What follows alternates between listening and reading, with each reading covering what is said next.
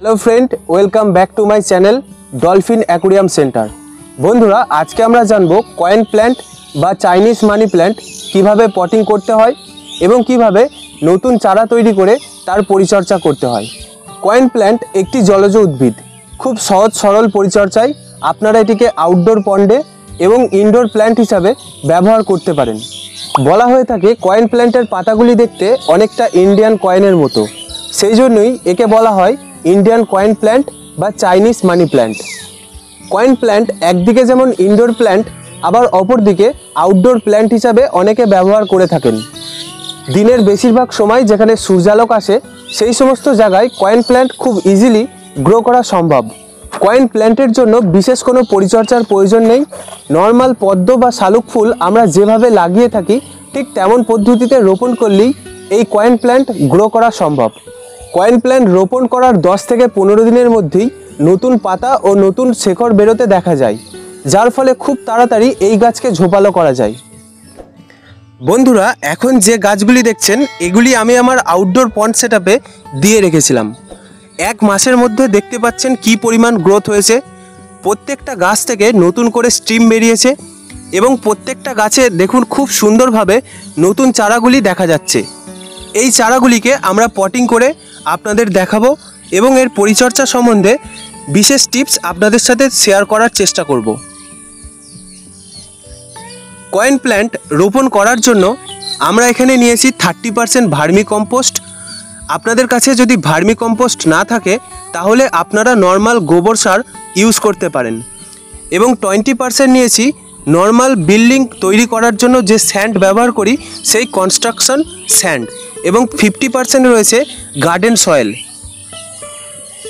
যদি আপনারা অ্যাকোরিয়ামের জন্য এই গাছ লাগান তাহলে এরকম একটা ছোট্ট কন্টেনার নেবেন এবং তাতে কোনো রকম যাতে ছিদ্র না থাকে সে ব্যাপারে লক্ষ্য রাখবেন।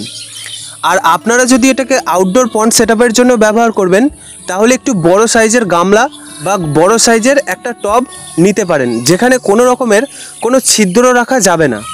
ছিদ্র রাখলে সেখান থেকে জল লিক করবে এবং সেটি ইনডোর প্ল্যান্টে আপনি কখনো ব্যবহার করতে পারবেন না।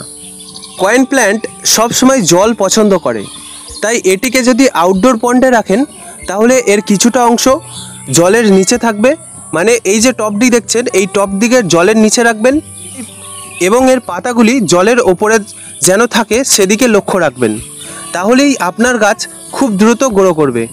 চলুন বন্ধুরা, এবার আমরা দেখে নিই এই কয়েন প্ল্যান্ট লাগানোর জন্য কিভাবে মাটি প্রস্তুত করবেন এবং কিভাবে এই গাছটিকে রোপণ করবেন। কয়েন প্ল্যান্ট বা চাইনিজ মানি প্ল্যান্ট বসানোর জন্য আমরা সবার প্রথমে একটি বালির লেয়ার সবার নিচে দিয়ে দিচ্ছি। এটি 1/2 ইঞ্চি একটা লেয়ার করে নেবেন যাতে জল এখানে অনেকক্ষণ স্টে করতে পারে। এরপর এর মধ্যে আমরা দিয়ে দেব 30% ভার্মি কম্পোস্টের একটি লেয়ার।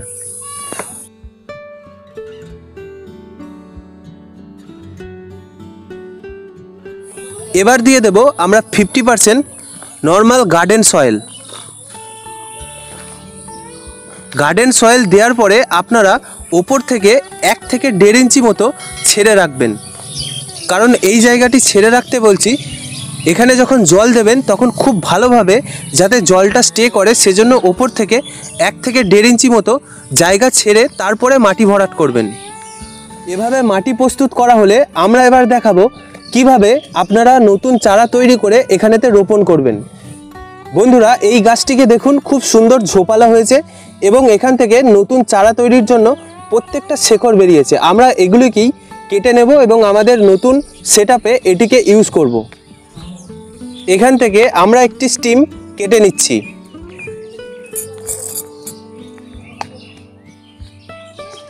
স্টিমগুলিকে আমরা কেটে দিচ্ছি এবং এখান থেকে নতুন চারা তৈরি করব। এই যে দেখতে পাচ্ছেন বন্ধুরা, এটা আমাদের মেন মাদার প্ল্যান্ট এবং এখান থেকে আমরা যে ডাটিগুলি পেয়েছি এগুলো থেকে আবার নতুন চারা তৈরি করে আমরা পটিং করব।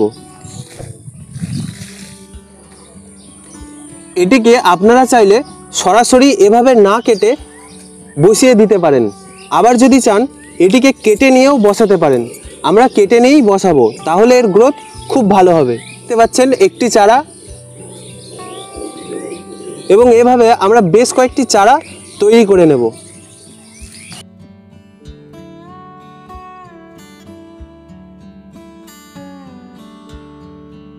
বন্ধুরা দেখতে পাচ্ছেন একটি গাছ থেকে আমরা কত পরিমাণ চারা পেয়েছি। এবার এই নতুন চারাগুলোকে আমরা এর মধ্যে সেট আপ করবো। তার জন্য জল দিয়ে মাটিটা কিছুটা নরম করে নিচ্ছি।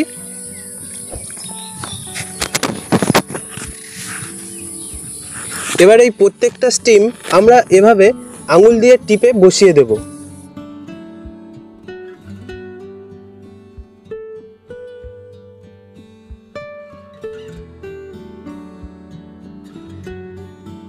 বন্ধুরা দেখতে পাচ্ছেন যে নতুন প্ল্যান্টগুলি আমরা পেয়েছিলাম সেগুলিকে এবার এর মধ্যে লাগিয়ে দিয়েছি। এবার এটিকে আপনারা জল দিয়ে ভর্তি করে রাখবেন এবং খেয়াল রাখবেন সবসময় এর নিচে যেন জলা ভাব থাকে। আর যদি এটিকে আপনারা আউটডোর পন্ডে ব্যবহার করেন তাহলে এটিকে জলের মধ্যে বসিয়ে দেবেন এবং এর পাতাগুলি ওপর দিকে যেন উঠে থাকে সেদিকে খেয়াল রাখবেন। তো বন্ধুরা আজকের ভিডিওটি কেমন লাগলো অবশ্যই কমেন্টে জানাবেন। আর চ্যানেলে নতুন হলে চ্যানেলটি সাবস্ক্রাইব করে পাশে আসা বেল আইকনটি অন করে দেবেন। বন্ধুরা আজকের মতো টাটা, দেখা হবে নতুন এক কোনো ভিডিওতে। ততক্ষণ ভালো থাকুন এবং সকলকে ভালো রাখুন। ভিডিওটি লাস্ট অবধি দেখার জন্য থ্যাঙ্কস ফর ওয়াচিং।